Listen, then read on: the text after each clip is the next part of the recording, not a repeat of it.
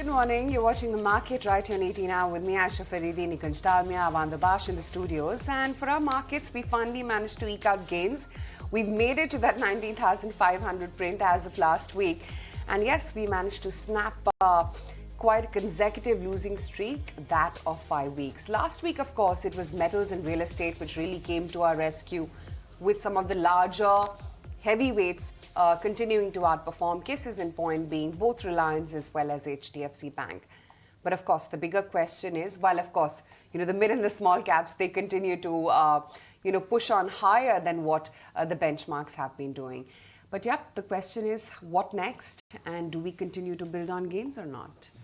See, Aisha, we've seen a giant sideways movement. It's been a giant sideways movement for the market for the last couple of weeks. Are we now getting ready based on Friday's price action to go past key levels from where we've retreated in the past? Friday's price action, in my book, it coincided with the fact that it was a new month, it was a new series, and there was definitely an extra element of bullishness which was there. So rather than calling the market bullish or range bound, I would like to just describe the setting on the table. If markets have to go higher in the short term, you would need global support, which is there. You need flows to stabilize, which they've stabilized.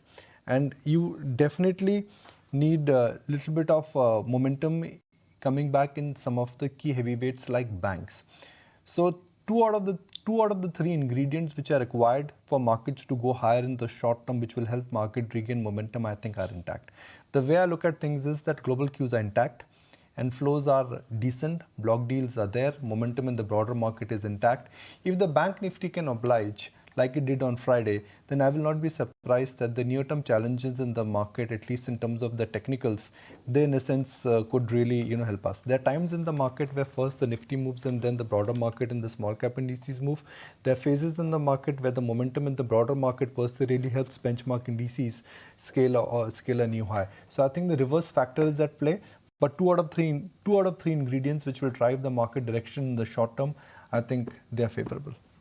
But I guess the portfolio strategy has to be the same itself, right? Watch out from leveraged stocks, watch out from those, mischievous high beta names, if you will. So Aisha, when you are on the verge of a breakout, you actually would see beta to outperform. Now, definition of leverage, I think, is something which is a very widespread definition. But the first principle of any trading market is that when you are nearing if there is chance of a breakout, then that's the time you don't stay on the short side. It is a time when you need to understand risk management rather than going by emotion. Just because Nifty has failed a couple of times in the past to go past 19,600 or has failed to scale 20,000, that does not mean it may not happen this time. So the first thing is that you do not want to go short. If you're a trader, well, I will not be surprised that if Bank Nifty, in a sense, this week could really becomes index of choice. And then when it comes to the small and the mid-cap stocks, I mean, there's like a very different kind of a tailwind, momentum, FOMO, catch me if you can phenomenon, which I think is at play. We'll talk about some of those factors. But for me, again, I'll repeat the factors. You need global support, which is intact. You need a leadership sector. Will it be the banking sector? And you need flows. And I think flows both locally and globally are looking decent.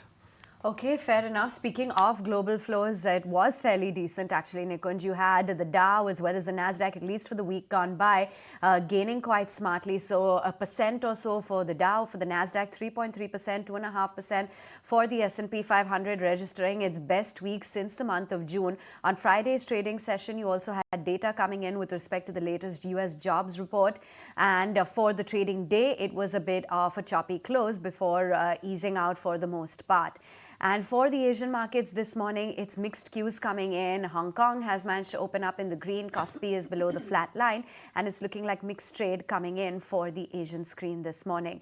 You've also got Brent crude oil prices. They remain in focus. Remember, positive sentiment due to China and US economic data and the expectations of the ongoing crude supply cuts from the major producers. That's the GIFT Nifty at 19,571, absolutely flat. So Nikunj, just going by the kind of news flow, the kind of weekly change that we've witnessed for the global markets, where do we stand?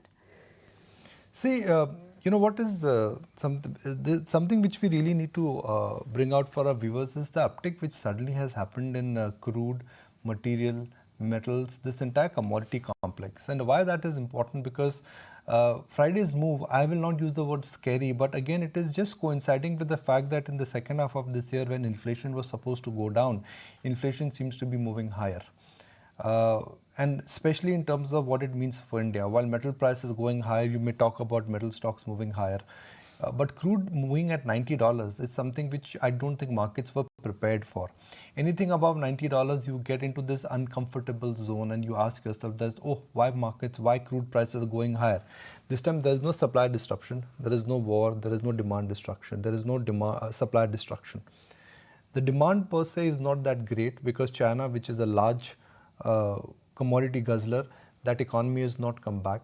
And it is only India, US and largely Europe where things have stabilized. That's not good enough to spike commodity prices higher and to keep things on the commodity inflation front higher. But if prices they continue to roll up the way they are rolling up, I think markets will take notice of that. That changes the narrative, which I think helped us. That US Fed may have talked about interest rates moving higher, but they're unlikely to do that looking at the economic data. Commodity prices going higher, and if that coincides with strength in the dollar index, then you could be in for some real choppy days ahead, because your template of assumption was rates will be down, commodity will be down, and margins will be up. I don't know why specifically, because there's no demand disruption. I think this really could be a measure of what markets are assuming growth to move up in the second half of the year. But I don't think markets are prepared for higher rates for sure. And markets are not prepared for high commodity prices to last for long. Any change there, I think just presses the reset button. Yeah, absolutely. Now with crude already at 90. In fact, some of the cement channel checks as well seem to be suggesting price hikes there, because there have been price hikes for the month of September, which have been announced anywhere between about 10 to 35 rupees per bag. The demand trends are healthy as the intensity of rain was, of course, lower. So that did not really act as an aberration to construction activity. And the street is now seeing double-digit demand growth in FY24. Coal, energy prices, remember, are up from the month of July, but still low on a sequential basis. Having said that, cement companies already taking those price hikes. Okay, moving right on then, let's also put the spotlight on some commentary as well that came in from none other than Uday Kotak. And of course, it is the end of an era as he now steps down as the managing director and the CEO of Kotak Mahindra Bank. Remember, his term was to end on the 31st of December, and now he will be the non-executive director of Kotak Bank. Not commentary from him, but rather commentary from others as they bid him goodbye. Nikunj, 20-year performance has been nothing short of exemplary, and the likes of Harsh Goenka of RPG Enterprises says his career was like Gavaskar, full of class and finesse. See, there are two things here. One is the near term, that why has he decided to step down 4 months ahead of his actual tenure, and second is the legacy part. Now, legacy part is something which, look, if there's a pedestal of great bankers which ever has to be made, I guess Mr. Kotak's name would be right up there in terms of the positioning. He's one of the best bankers in the world. He's created from an unknown brand to an unforgettable franchise, a bank which is built to last, a bank which has created shareholder value and ranks right up there in terms of customer satisfaction. So in terms of legacy of Mr. Uday Kotak, the impact he will have on the banking sector per se, the changes, the fundamental thought with which the governance and with which this great franchise was managed, I guess is quite extraordinary. Now the second and the immediate part, which is that why has he decided to step down early? I will not perhaps read too much into it, excepting the fact that it may be a coincidence that the top three office bearers at the helm of Kotak Mahindra Bank is just a coincidence, but that term will be ending by year end. So I think he's decided, and the reason what he's citing to whatever we've read in the Economic Times is that, look, there is a family commitment, bete ki shaadi hai in November, and then he said that, look, for me, last financial year is over and I pretty much wanted to give the succession planning, and this is the handover for me. So his tenure in terms of, the fact that he stepped down early, I will not read too much into it. Now is the third part. What happens to the stock? The stock is underperformed. Kotak Mahindra Bank, which was at once upon a time commanding a premium of about 5 to 6 times book, price to book, trading at a premium to HDFC Bank, it has been a massive wealth creator, has underperformed. A, because of price, and B, because of overhang of succession planning. The succession overhang planning, I think what Mr. Kotak has indicated that they've submitted 2 internal names. And we understand that one of the front runners there could be Mr. Manian. Now the stock has underperformed, the overhang is there. Because of his resignation or because of the fact that he's decided to step down, the overhang will not be lifted. The stock in a sense will rediscover momentum when markets will get a clarity on how the baton would move. But the stock is cheap now. So I think on bad days, if you start accumulating Kotak Mahindra Bank as a stock because relative valuations are now cheaper than HDFC Bank also, I think for 2024 and 25, this could be an outperforming stock. Yeah, because it's an excellent franchise that Mr. Kotak has indeed created. In fact, we have Amit Khurana as well joining in to talk about Uday Kotak stepping down. Amit, hi, morning. I think the question on everyone's mind is how should minority shareholders be reading into this news of now Uday Kotak not being at the helm? Hi. So I don't think there is too much to read into it except this market buzz, which is more focused on he stepping down 4 months earlier. But eventually the fact that there is a succession transition which will go through the bank has been known. It has been fairly well discussed in public domain. And I think all credit to the senior leadership team led by Mr. Kotak, who's been very open about talking about it at various fora, including the earnings calls, wherein they have very clearly laid down, how the process has been going about. So I don't think there's too much to read. And the whole issue about 4 months earlier, I don't think it's too much to really, give, value to. So Amit, the stock we were looking at numbers in the morning has massively underperformed. The price to book is almost equivalent to that of HDFC Bank. So do you think it's a time to start accumulating into Kotak Mahindra Bank, given that when the succession planning would be done, that's the time the outperformance will start coming back? Well, that's our base case. In fact, amongst the large cap banks, Kotak Mahindra is one of our top picks. Of course, there are a few caveats to it. We need to understand as to what the style of the new leadership team will emerge. And another very, important point, slightly more critical, is what sort of perception and, space which will be assigned to the bank. Because all said and done, while the, leadership team has been pretty well known, it was Mr. Kotak who was leading it from the front. So will this new leadership then evolve into its own and play a very proactive role in driving the valuations and growth? Kotak coincidentally has been one of the underperformers because the relative growth versus the peers has been a bit lagging for whatever conservative strategies that they followed. So will this change? That's one important parameter to look at. And will it also change the perception given the new leadership team which emerges? I think those are the questions that market will look to get some firm answers to and eventually start, sort of either re-rating the franchise or, value it in line with the growth. Our base case is that the bank is, extremely well placed to drive growth and something which we would want it to sort of be more aggressive. Hopefully that should lead to an earnings acceleration and a re-rating potential. But as I said, these are things that we will also wait and watch. As of now, Kotak is definitely one of our preferred picks, and we will take it as it goes. Amit, thanks so much for joining in and giving us that perspective on the move from Uday Kotak exiting the bank. Let's connect with our chartists and find out what their views are on the overall market and where they're headed. We've got C.A. Rudramurthy and Naresh Mirani joining in. Good morning, gentlemen. And Naresh, let's start off with you. It has been steady weeks of consolidation for the equity markets. Do you believe that this is going to be the direction for the coming weeks as well? So interesting price action over the last 2 sessions. Thursday, we saw MSCI rejig-based selling, and that is where we created the bottom. The next day, we see a good follow-up price action. That's generally a good start. And over the last, say, 2 to 3 years, whenever we've seen a bottom made on the last day of the month along with MSCI selling, we actually see a new fresh trend coming up. So in that case, one would ideally expect that the Nifty crosses the 19,550, 600 mark and makes an attempt towards a new all-time high. So that is the structure we go with. Same is the case with Bank Nifty. A similar price point would be 44,800 to 45,000. If we can cross that, that would be a major momentum shift. And like we initiated a buy on Thursday evening as well as on Friday, the view remains now to ride. and be more stock specific, because even till now we've not seen the heavyweights take a major reversal. So we've not seen a Reliance or a HDFC Bank or an ICICI Bank make a move in a major way.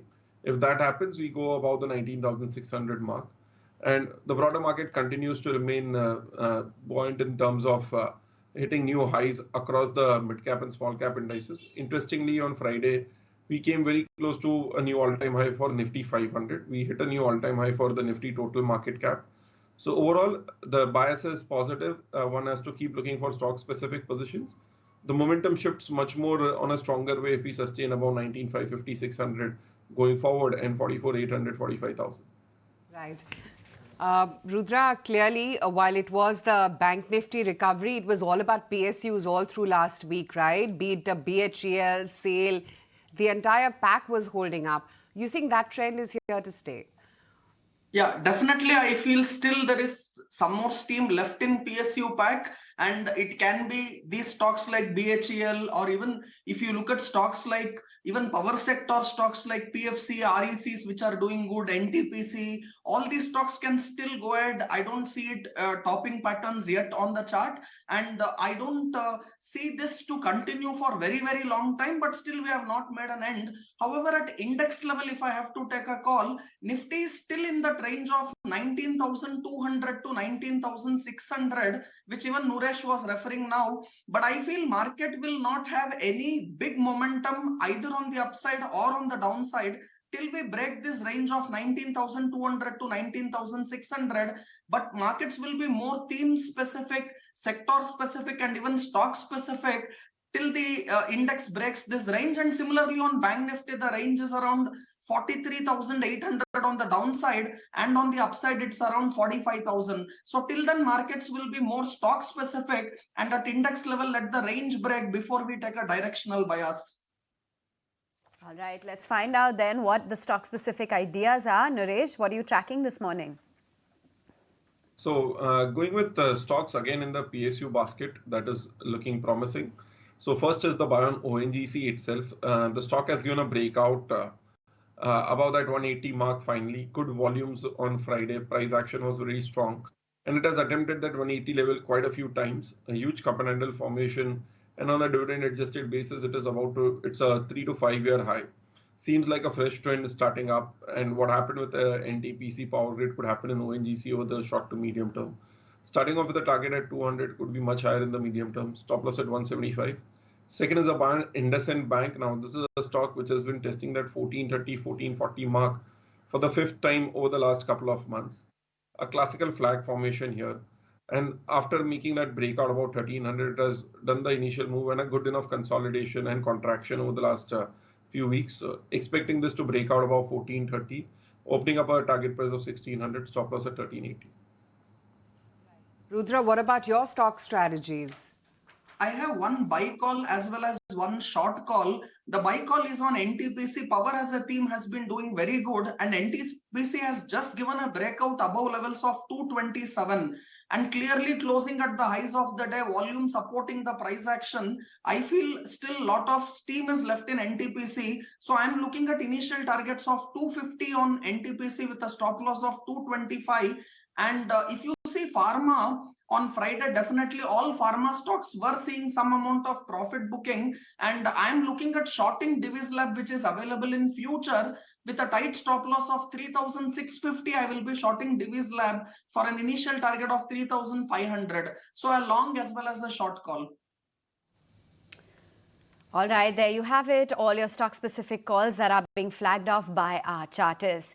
Well, lots more stocks then to discuss. Anisha Jain's right here with us in our studio. So let's discuss the railway sector, and then let's also talk about Geo Financial first up. Given the fact that the latest news is that the exchange has revised the price band to 20% now. Oh, well, yes. So that's the latest news flow that we are tracking, that the circuit filter has been revised to 20% versus 5% that it was earlier. It was out of the T2T segment. Now Nuvama believes that it's a very good chance that Geo will make its exit from the Nifty 50 as well. Remember, it's already out of the Sensex, but now if the stock is able to remain out of the circuits for the 2 consecutive sessions, then it means it will get out of the Nifty 50. In fact, Nuvama believes that it could be as soon as this Wednesday itself, and if that happens, there will be an outflow or actually selling to the tune of around 105 million shares, and that's because of the passive flows, of course, that Nifty 50 will have an impact on.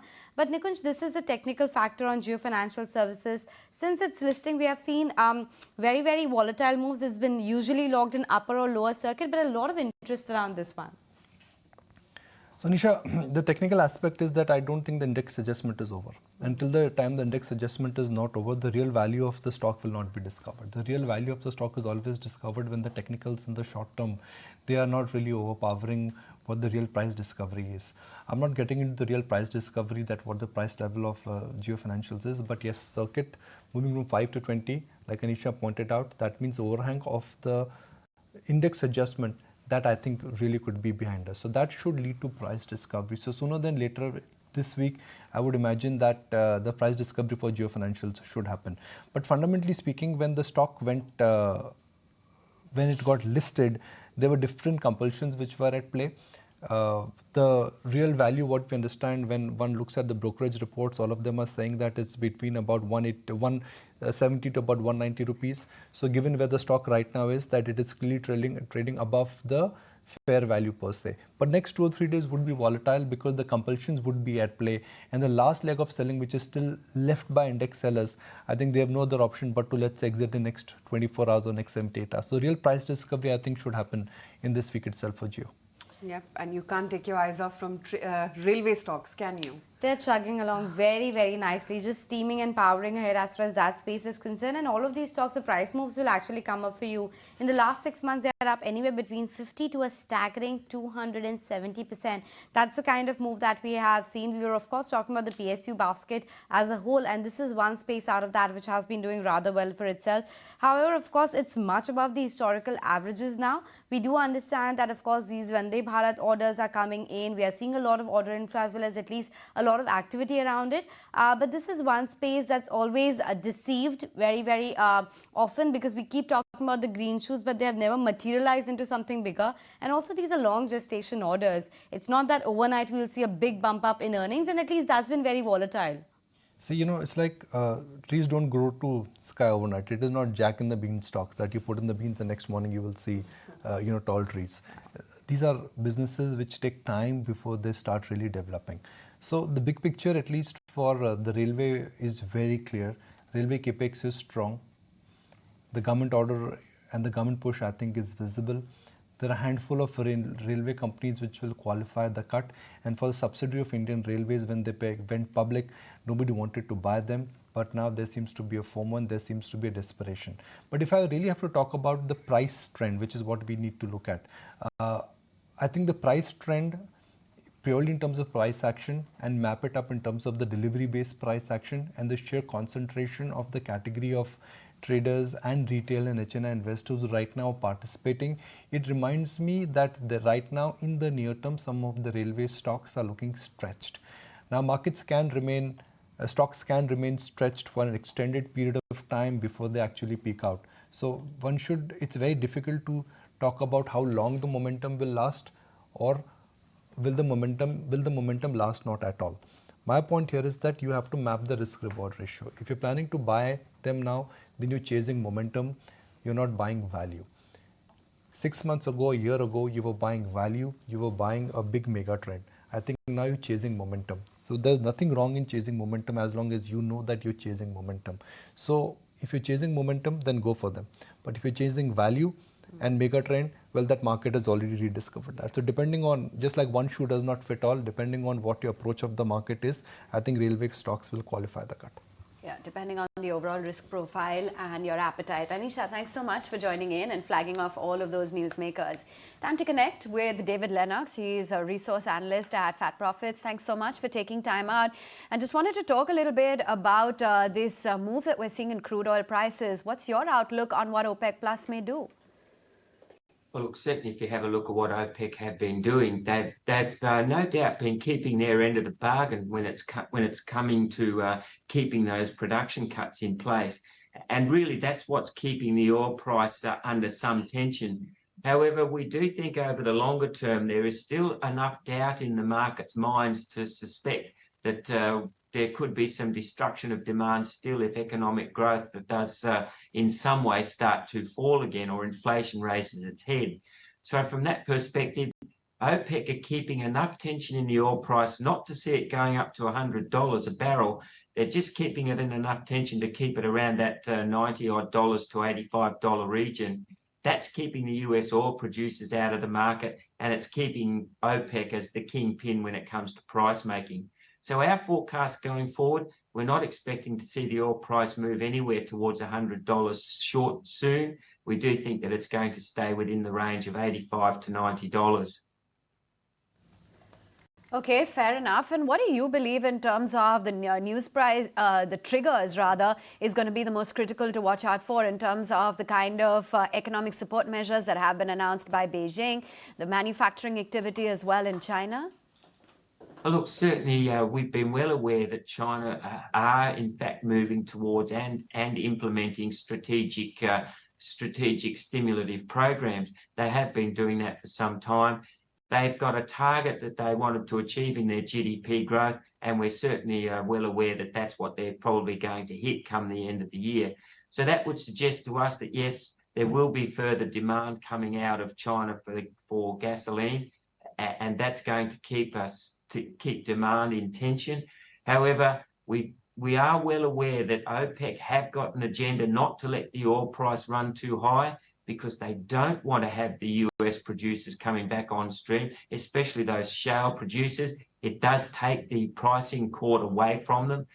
And we do believe that they're just keeping enough pressure on the pricing of supply to keep those oil prices in the range that we've suggested. Thanks so much then, David, for sharing with us your thoughts as well as outlook on where crude oil prices could be headed as well as the key triggers. Tell you what then, it's time for a quick break right here on the show. Stay with us. On the other side, all the stocks in news. Good to have you back with us. This is The Market. Now, the big story that we're tracking today is Uday Kotak. He's resigned. So let's understand a little bit more about the next person in line to take the post, given that the Reserve Bank has not approved the name yet of the new managing director and CEO.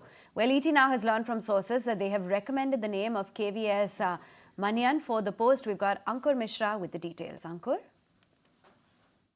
From being MD and CEO of Kotak Mahindra Bank, two important questions were raised. One, who will be the next MD and CEO of the bank? And another one, what happens to the role of Uday Kotak in the bank? Will he become the non-executive chairman of the bank in near future? Now, as far as the next MD and CEO is concerned, we understand that two recommendations have been made by the bank to Reserve Bank of India, and subject to RBI's approval, the next MD will be chosen. We have gathered that KVS Manian name appears as top contenders, and his name has been sent to Reserve Bank of India among two candidates. Now the ball is in the court of Reserve Bank of India to approve the name and send it back to the bank. Now, as far as the role of Uday Kotak is concerned, he continues to remain director in the board, but in the capacity of a non-executive role.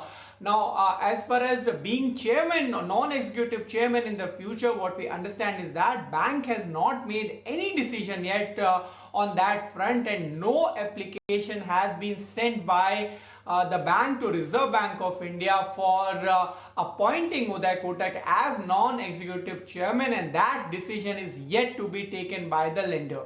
Yes, indeed. Thanks very much for those details. Do remember that you have Uday Kotak saying that Deepak Gupta, currently the Joint Managing Director, will function as the MD and CEO, subject to approvals only for the interim period.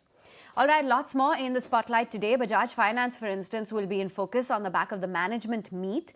CLSA has noted that demand has remained strong during Onam, but the rural demand could still come under a bit of pressure. Let's understand the details of that note of the management meet.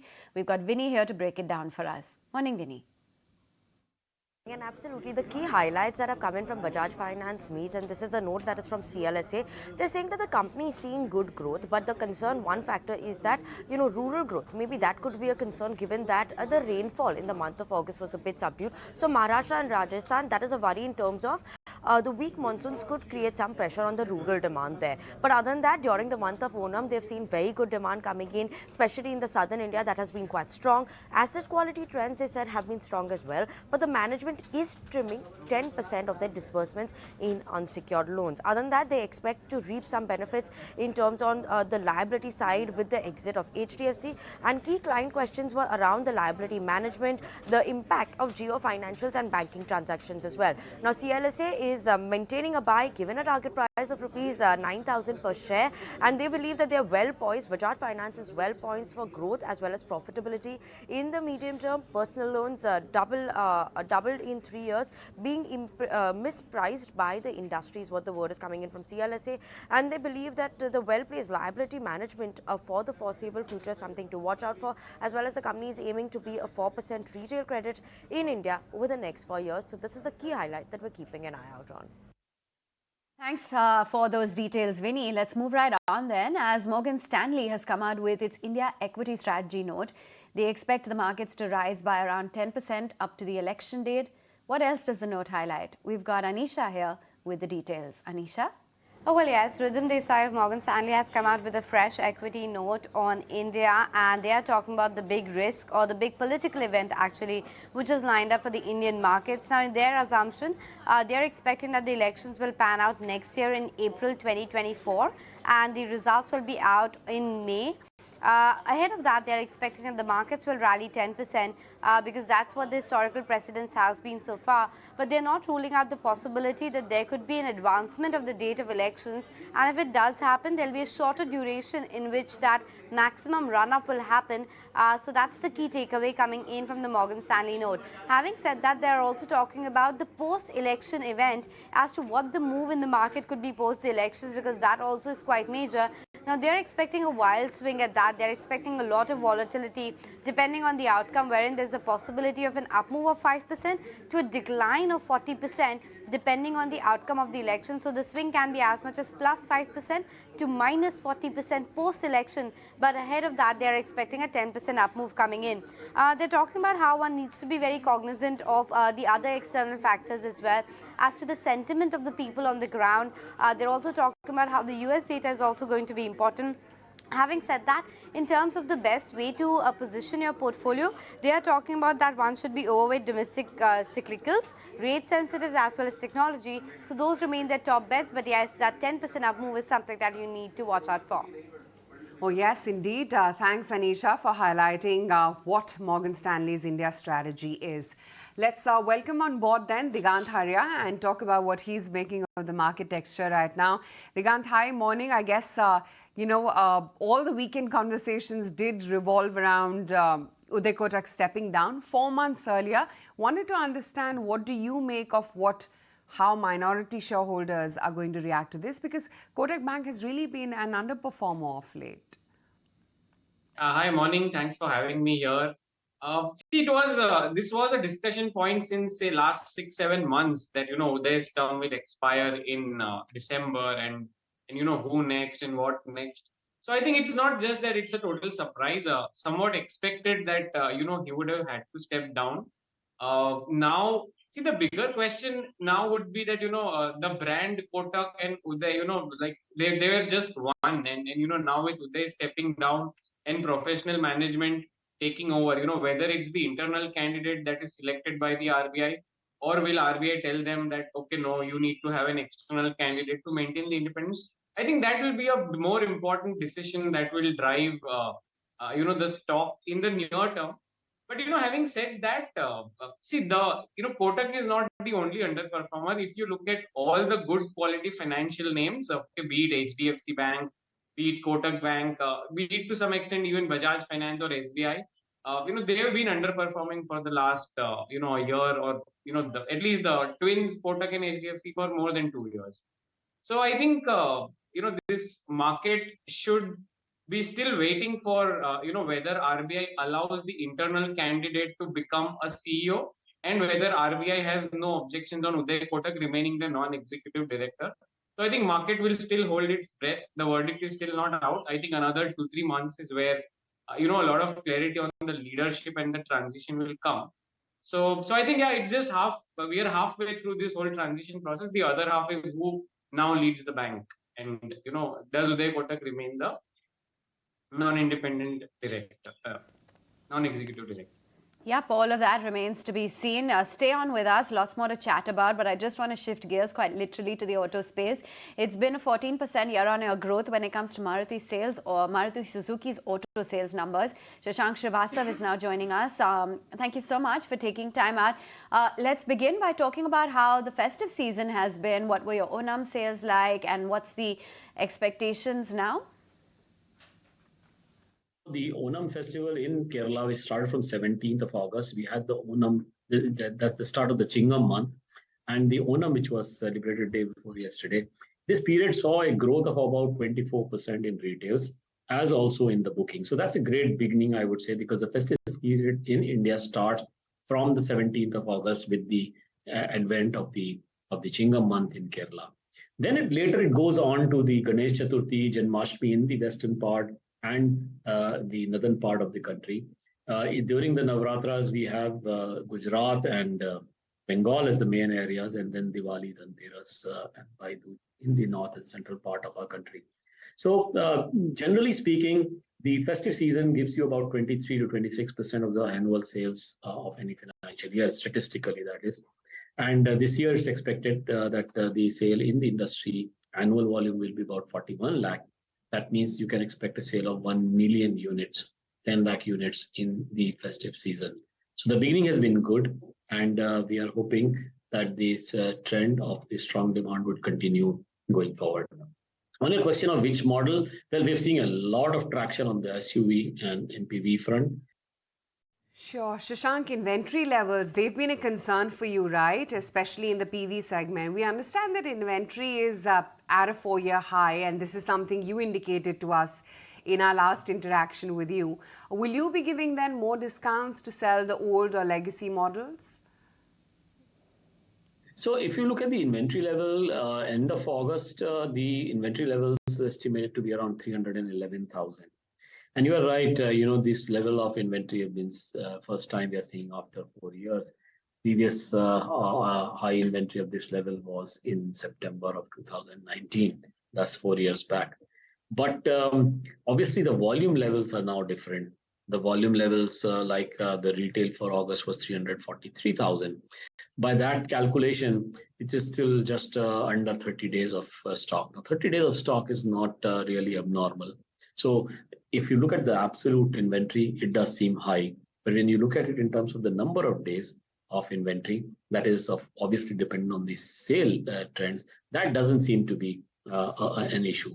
As regards your question about discount, that is a function of the demand against the supply of vehicles against the underlying demand. Now, if the supply is more than the demand, generally you see some level of discounting, and we have seen that in the small cars because we have been producing small cars in larger numbers compared with what the demand is. However, with the increased availability of production in other models as well, because of the semiconductor supplies getting better, we have been able to modulate the production for, in other words, the availability supply against these models. I don't expect, therefore, that in the coming few months you'll see higher levels of discount. I think they would remain basically at the same level. So the question is, where does your overall order book stand currently, and what is the outlook, given that the expectations are that it could be a strong festive season? So the order book at the moment for Maruti Suzuki is about 302,000. industry estimates, and they are estimates for the industry, or Maruti numbers we know, but is roughly around the 600,000 numbers.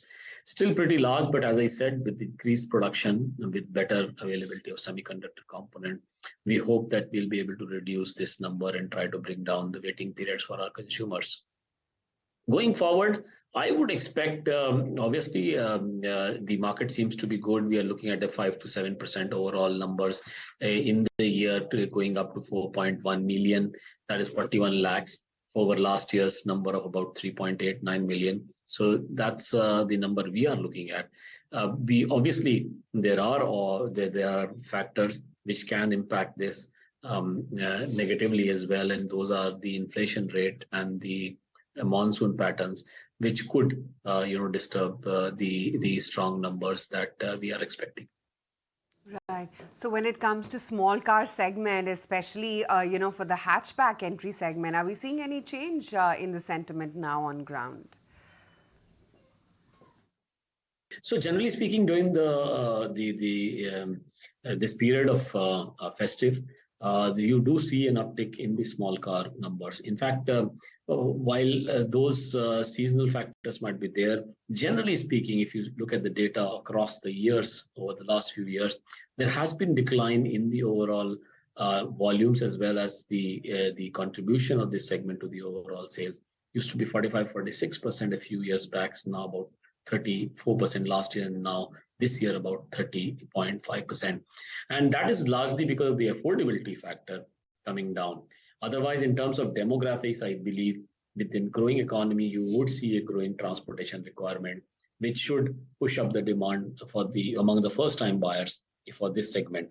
And but because the affordability factor, largely because of the increased prices and the high elasticity of demand in this segment, we have seen a decline. We are projecting this year not much increase in this segment, and we are projecting that it would be around the 30-31% of the overall sales of the industry from the 34% that it was last year. Thanks, Shashank, for taking time out. Good to have you on board. Right back to our conversation with Digant Haria. Digant, why don't we get in your thoughts then on the auto space as a whole and what your outlook is on the auto sales numbers for Maruti? Yeah, hi. Thanks. So, see, I think there are two parts to this whole auto which has been going around in the last 2 years. That we've continuously seen that the premium sales keep on doing well, and the lower economy or the economy segment does not do well. I think more of the same still continues. Whether it's Maruti, whether it's TVS, whether it's Tata Motors, any of these numbers that we see, I think the same trend continues, and whoever does well in the premium segment is the one who's going to march ahead. So I think Maruti, M&M, TVS, doing fantastic performance, whether it's two-wheelers or cars, in the premium segment. But for others, I think it's a bit of struggle. Like Hero will struggle. Bajaj Auto, except for the exports, the domestic part still needs some bit of more push. And see, we did not see good monsoons in the last month. Monsoon is quite uneven. So the whole rural recovery theme and the recovery of the entry-level segments, I think that theme gets pushed away for next year. So unfortunately, we'll see more of the same in the next few quarters as well. And yeah, Maruti gaining market share, gaining back its lost market share in the hatchback and the premium segment. I think this particular segment in the auto space should do well. The premium cars and premium scooters. This stock is going higher. I mean, reminds me of this Jack and the Beanstalk story where you put the seeds and overnight something happens. That is what is happening in some of the railway stocks, isn't it? Sorry, Nikunj, I could not hear you. You can. Why are railway stocks going higher? What has changed fundamentally which warrants this kind of a surge in a Titagar or a RVNL or a RNL? I think two things, Nikunj. See, last decade, we did a lot of spending on roads, and railways got a very, very stepmotherly treatment. Like, whenever railway was in loss, they would just increase the freight rates. And, the freight rates went up very high in the last decade. There was no capacity addition. So I think it got a stepmotherly treatment. Now in 2019, when, Ms. Sitharaman reduced the corporate tax, there was also a realization that in India, the logistics costs are very high. And if we have to become a manufacturing superhouse of the world, we have to get down those logistics costs. And railway is a very, very important cog in wheel for that. So government is not giving a step motherly treatment. In fact, it is what happened in roads in the last decade will probably happen in the railways. And you just look at the ordering, Nikunj. Railways is ordering roughly 25 to 30,000 wagons a year now. Last decade that number was 13 or 14,000 wagons. So there's 2x ordering in just the wagons. Then there is this Vande Bharat. Then there is this metro. So it's simple. I think one word answer is government wants to spend and build. We should not ignore that because government is a very, very big spender and player in the economy. And you see orders coming. Orders have flown to a lot of players. So right from your T-Target wagons and Jupiter wagons and Pitti Engineering and a lot of these stocks will do well over the next few years. Stocks have done well, Nikunj. Sorry, I can't say that stocks will keep on doing well, but the business will keep on doing well. Are markets pricing in FY25, 26, or at the current juncture, stocks are still pricing in FY24 outlook or earnings? I think I hear FY27, Nikunj. You've been very modest in saying, most of our analysts are now talking about FY26 and 27 to justify the prices which have run up. Not to say that, everybody's going to be wrong because there are real orders. There is real intention within the government to do things. And localization, government is giving a lot of importance to developing things locally. So things are fine. And, when this business outlook is very strong, investors have to bid higher and get carried away. So, we are seeing both good business and good stock price together. So I don't see that, this party will end badly. Of course, at these prices, maybe 1 year, 2 years, you make no returns, but that's absolutely not a calamity at all. So yeah, it's a tough call. The business is doing well. Stocks are expensive. Sure. Naresh, an RVNL, Railtel, IRFC, Ircon, RITES, you think a large chunk of the gains are behind us when it comes to these names? Or do you see a big move coming in the near term too? So when we get into a trend which is strong in momentum, all we need to do is keep a trading stop loss. So if you look at a T-Target wagon started from 100 odd levels, has gone up to 700 plus. We even saw something like a Jupiter wagons go from 100 to 350, 400 now.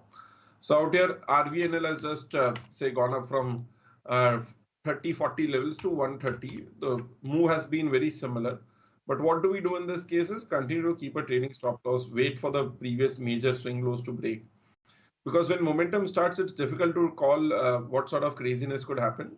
The other thing is, if one is, a little cautious, one can shift from some of the names to other names which have not done well. For example, a RITES Limited is the only one which has relatively underperformed. That also hit a new all-time high. So that is one stock which has been a relative underperformer. That is where some sort of a switch can be done. But overall, when you see such momentum, the only thing you can do is you cannot participate at higher levels, but you can keep trading your position. And whenever it starts correcting more than 15-20% from the top, that's the time you start thinking that the long-term position should be taken out. In the short term, there should be some correction in some of the names, which have, say, for example, a Railtel, which went up in a big way. Over the last, 10 sessions, the stock has gone from 170 to almost 240. So that's a huge move. That could see some bit of a fade off from 250 to 70 levels. So one has to be selective one by one in a lot of railway names. But yes, the momentum is overdone in the short term. So the only thing you can do is keep a trading stop loss or take a shift to other positions. Okay. Let's change gears and talk about banks here. Digant, whatever could go right has gone right for banks in this year. Yet banks in a year when the markets have done well, the small cap index has made a new high, Nifty touched 20,000, they have been underperformers. It should have been the other way around, right? IT should have been down and banks should have been up. Yeah, you're right. Let's see, for the banks, except for, the names coming off from an all-time high, I think everything is going well for them. There is credit growth. There are no credit costs. There's easy availability of capital. Credit cycle is good. And in this environment, what you see is the top banks, all the good quality banks, they just do not perform. Okay, the ICICI Bank, Axis Bank, SBI, HDFC, Kotak, they just refuse to move. Maybe there's just one explanation to this, that they were over owned, and there are so many more sectors which are delivering more than 15% growth. So some excitement is obviously shifting to those pockets. People are just tired of banks. But again, as I said, that because their numbers are good, their ROEs are expanding. So the book value accretion will happen. So maybe if not 23, 2024 is when they'll rally. But the banks really have a catch up to do.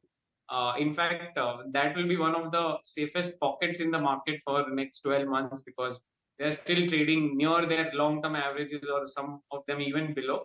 But Nikunj, if you see one thing, that all the smaller banks, okay, the banks which were trading below book values, the South Indian banks of the world, the PFCs, RECs of the world, the Equitas, Ujjivan, Spandana, Fusion, all these businesses which are, cyclical and otherwise were not doing well, they have started doing well because the credit cycle is so good.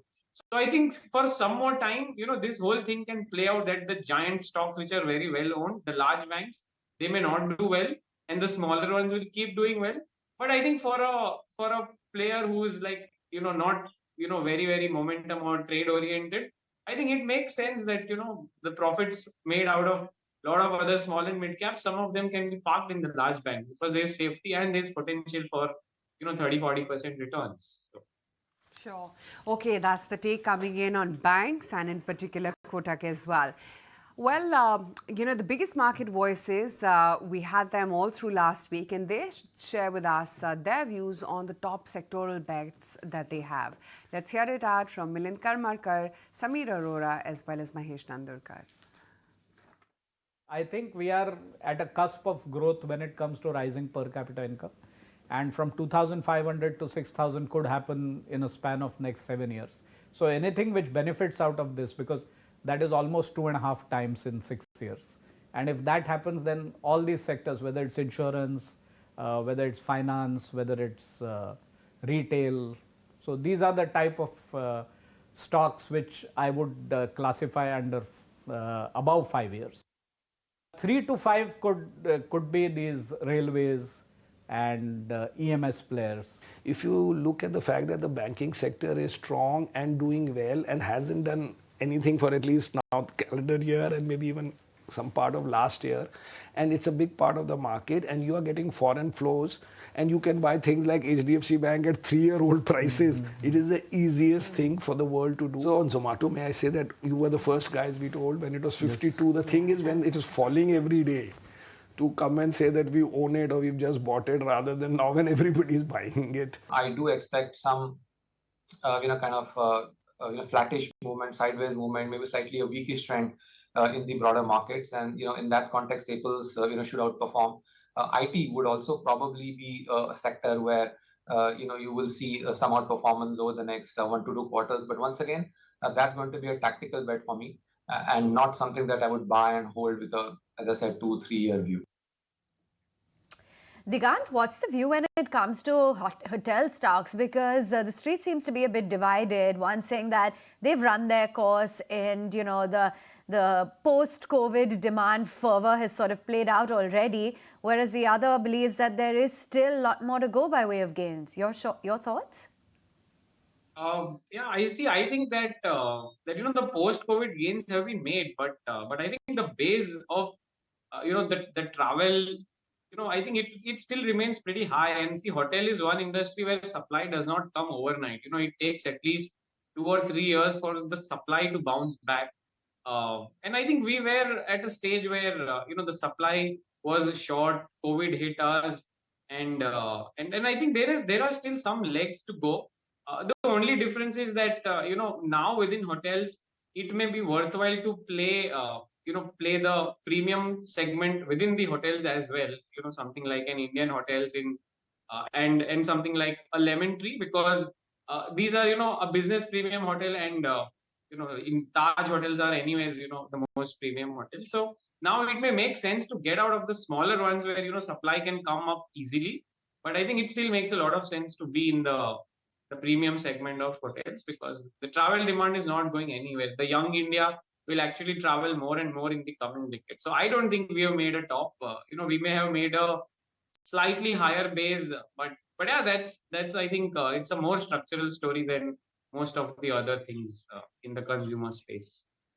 Nuresh, last week was strong for Indian hotels, East India hotels, EIH. We don't talk about EIH. I mean, this is one company which owns the Oberoi group of hotels, and by the way, G20 in Delhi, US President in India, other G20 senior leaders in India.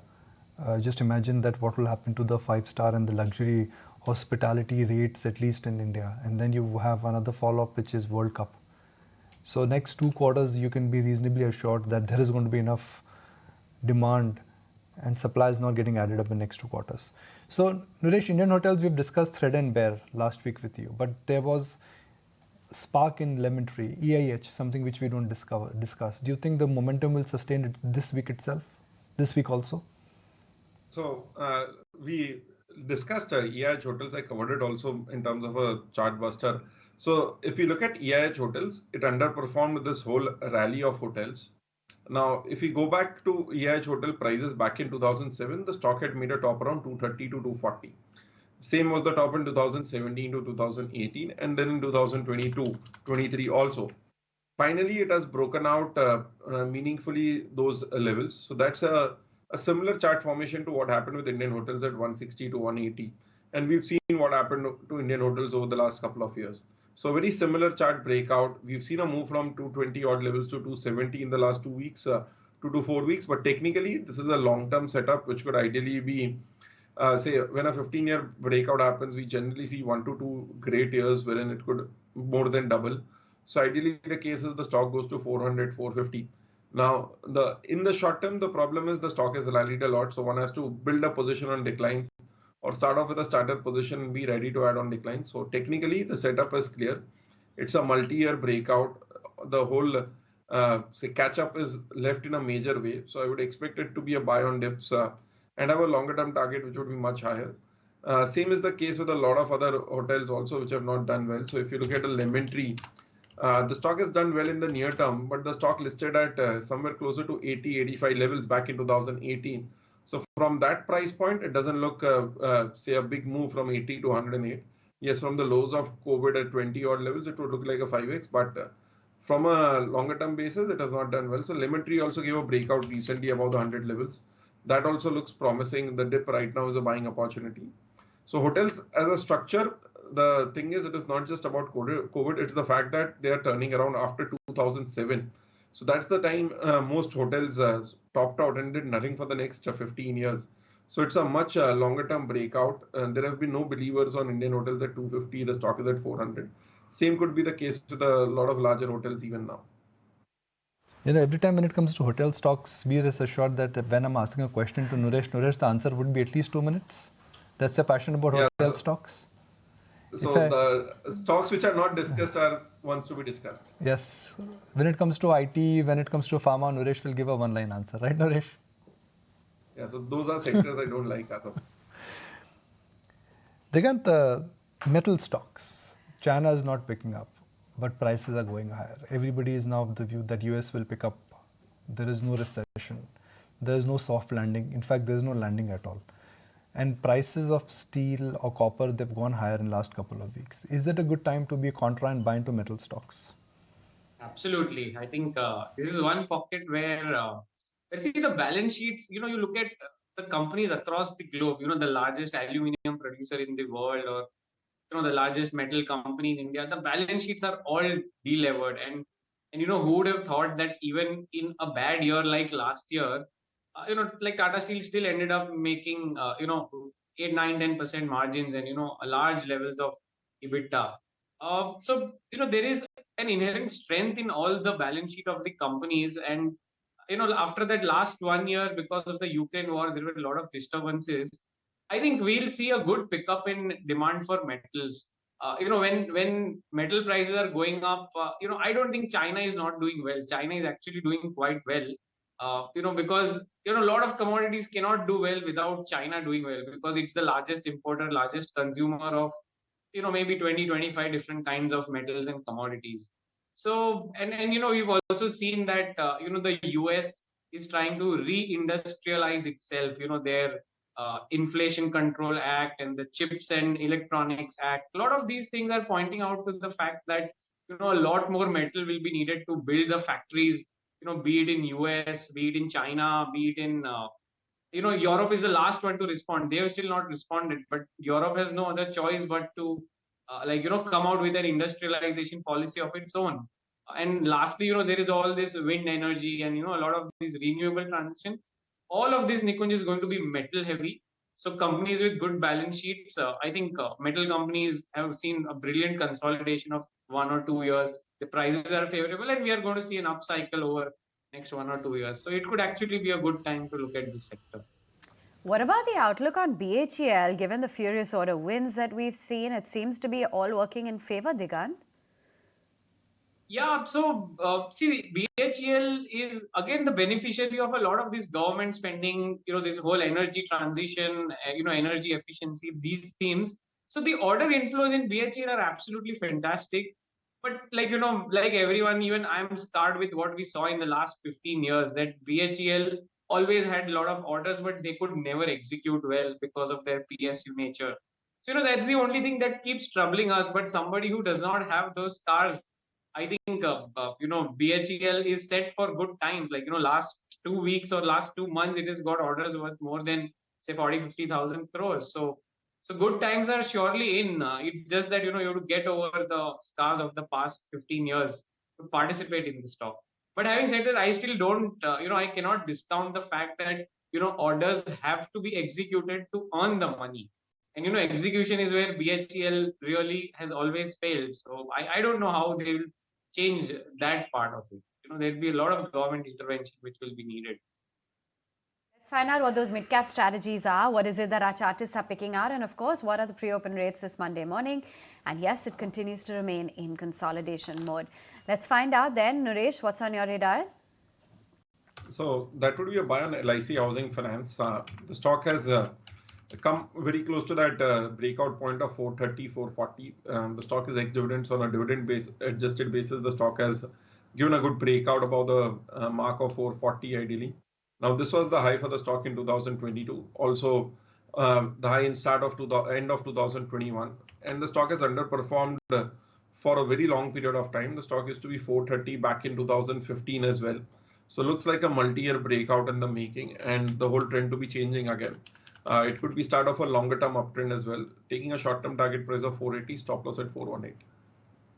All right, Rudra, your top mid-cap recommendation? See, for me, India Cements looks very, very strong. Even last week, I was recommending this stock at around 235, 240, where risk reward was very, very favorable. But in spite of move which happened on Friday, I still see a lot of steam left for India Cement, and I will be looking at buying this stock at current market price or on any dips to 255, and I will look at initial targets for this stock to come at around 280, and eventually 300 is possible. Keeping a strict stop loss of 250, I recommend a buy on India Cement. All right, thanks for that. Those are your top mid-cap calls. Meantime, in a major development, the Hollywood labor taking a hit on the back of the dual strikes that have been seen by both writers as well as actors, and that continues to drag. The film, TV and music sector shared a combined 17,000 jobs in the month of August, reflecting the strike activity. Colombo, meantime, is submerged underwater due to heavy rains and a flood in the capital city. The current weather is expected that it will be more rains, and reports suggest that the Asian Cricketing Council is considering not holding the Super 4 round in Colombo. And the final countdown of the G20 Leaders Summit has begun, with Sherpas getting down to draft the final communique on trying to bridge the differences with the group's developed and emerging economies on a range of issues. Meanwhile, the PM has written to the G20 counterparts proposing that the African Union be given full membership of the group, making it more inclusive.